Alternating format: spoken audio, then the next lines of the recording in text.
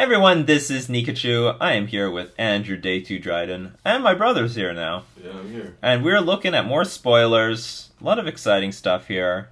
Entrancing Melody. Ooh. Blue X.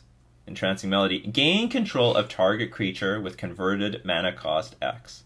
And of course, everyone who wants to steal something right now wants to steal Death Shadow. That is the #1 thing that we want to steal. The normal card that we have in this slot is Threads of Disloyalty. Threads of Disloyalty, blue, colorless enchantment, gain control of target creature with converted mana cost 2 or less. So it can steal Death Shadows, it can steal Tarmogoyfs, it can steal a lot of 2-mana creatures. I actually think it has some potential stealing Devoted Druid. I actually never thought of it until just now when we were talking about, like, hey, wait a second, because I haven't looked through my toolbox for a while. I'm like, wait a second, I could get rid of Devoted Druid. Another thing to steal Devoted Druid. Yeah. But anyway, the problem with this card is it can be Abrupt Decayed, and then once it's Abrupt Decayed, it gets destroyed, and it can feed Tarmogoyfs, and they get their Tarmogoyf back. Or if it's Jund Death Shadow, they're going to get their Death Shadow back. This is permanent. Entrancing Melody blue X. It's a sorcery, so you just gain control of it and nothing else. So for 3 mana, we still steal Death Shadow at the same rate as Threads of Disloyalty. Yep. We can even steal tokens with this thing. Not a lot of tokens in the metagame. There's like Voice of Resurgence. I was going to say the Voice of Resurgence is the first one that comes to my mind. I mean, I guess we could use it. We can use it. Yeah. Like it'll become a sizable creature. I mean, like, what do you take other than that? Maybe like a Pia, Master of Waves token. Yeah, Master. Oh, you got a Master of Waves? I got a Master of Waves token. Forget that Lord of Atlantis you got over there. No, I want your Master of Waves token. Yeah. So this thing, it can take things for 1 mana very easily, and of course we can take things for 2. And I thought the upside to this is that you can take things at any converted mana cost. We can take 3 mana things. We can take 4 mana things, 5 mana things, 6 mana things. Cool. Yeah. Oh, 17. No. 18 mana. No, protection from colored spells. No, new Emrakul. New Emrakul. Okay, well. So it's only 15 mana. You're getting a bargain. It's only 15 mana. There's a bit of a problem with this card because once we go past 3 and get into 4 range. Once you get past 2 and get into. Oh yeah, well yeah, X equals 2. Yeah. There happens to be another card that's also has protection from Abrupt Decay. It's called Controlled Magic if you've never heard of it, and this card has been around actually since the dawn of time. It's just gain control of target creature. Any creature you can gain control of that Emrakul at a real discount. Yeah, oh yeah, that's true. So yes, Control Magic, blue 2, gain control of target creature, mind control, any creature, blue 3. 3 colorless. 3 colorless, 3 generic, whatever. Which also is a very similar, if not better, card than this thing, because that 5 mana also can't be Abrupt Decayed. Not a lot of things that can destroy it. Yeah. Also has protection. It actually has both Control Magic and Mind Control have protection from Inquisition of Kozilek. Yep. This thing does not. Yep. So I probably Mind Control is actually better than this card. I know a lot of people are really excited about it. I was excited about it. I was excited about it until I just went through, okay, so I can still steal Tarmogoyf for 4 mana. That's not a bad rate.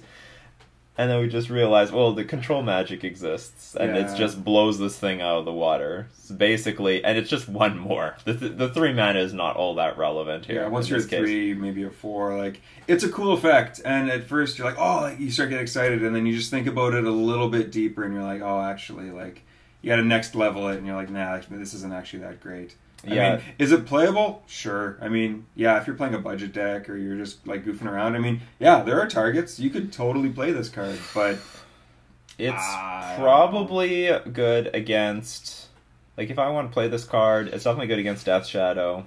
It's good against Burn because I do bring in Threads of Disloyalty against Burn, and they can Destructive Revelry the damn thing, so that's a problem. And they're bringing them in anyway.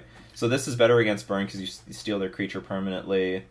It's also a turn 3 play that like doesn't get you Devotion potentially. I mean, I don't know, there are downsides to this card. You could steal a Manland for 2 mana.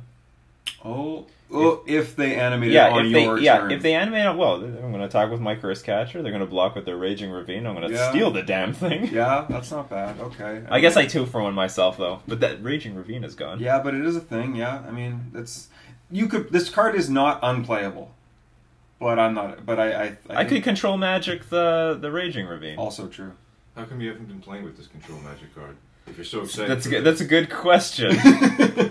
You know, I thought about it sometimes, but like it's still a very, very slow card for its effect. But I've sometimes thought about it like, oh, it would be good. Like I think control magic is very good against Black-Green X. Because they can't Abrupt Decay it, they can't Inquisition it from your hand, and your opponent always has some gigantic threat to take, either a Scavenging Ooze with a million counters on it. Yeah. Kalitas, for example, is a big deal. So to steal a Kalitas is, I think, a big game swing. They can't Lightning Bolt it. They have to get Revolt for Fatal Push, and they... if they kill, they give you tokens. If they kill, they give me tokens. And their stuff gets exiled, which is useful for me, because... Then it can't be the Scavenging Ooze you talked about. There's that Scavenging Ooze. Yeah. They use the graveyard, and so on. So, Kalitas is really good to steal with control magic. So often there is something else that's really big to take with control magic. Especially if Kalitas is like a 4/4, right? It's not like, okay, I'm playing this 1 exactly. mana Death Shadow, and now, okay, well, I'm paying 4 mana to try to, like... take control of it, you know what I mean? Like it's sort of slow against the mirror match, but I think it's also very good against in the mirror. Like 4 mana to take their creature away and you get it, like especially their Mirror Regery. So if you're on the play and you like take their Mirror Regery on turn 4, that's a huge tempo swing. Yeah, because they're down a creature. It's worth the 4 mana, that's for sure. Not sure where else it could go. It just didn't have enough places. Like again, it's not helping the matchups we're losing to. It can take a Primeval Titan, but the problem is once the Primeval Titan hits the battlefield, a lot of damage is already done. You might be gone already, right? And then by that point, they just you might be gone, or you're on your way because they like bring out 2 Valakuts, and then they just make land drop and Farseek, and they hit you for about 12 damage, and then I don't know, you swing for 6 with your Primeval to get those Mutavaults out, and you're still going to be behind. It's still pretty bad. The other thing, too, is, like, a year ago, like, you're not going to play Control Magic a year ago with, like, Infect and, like, where it was, like, actually a turn 2, turn 3 format. Like the format has slowed down a little bit. So until now, like, you absolutely weren't playing this card, and now it's, like, maybe a... Now I'm thinking about Control Magic. You know, this thing would be sick against Eldrazi-tron. Take your Endbringer. Yeah. But it's hard. It's difficult because they thought not Seer, and they can look at it, right? and they can take it like anything else. I don't know, it's awkward. 4 mana is sensitive, it's tough. And I think that's also going to make Entrancing Melody tough. It's better than Threads of Disloyalty in just very niche situations.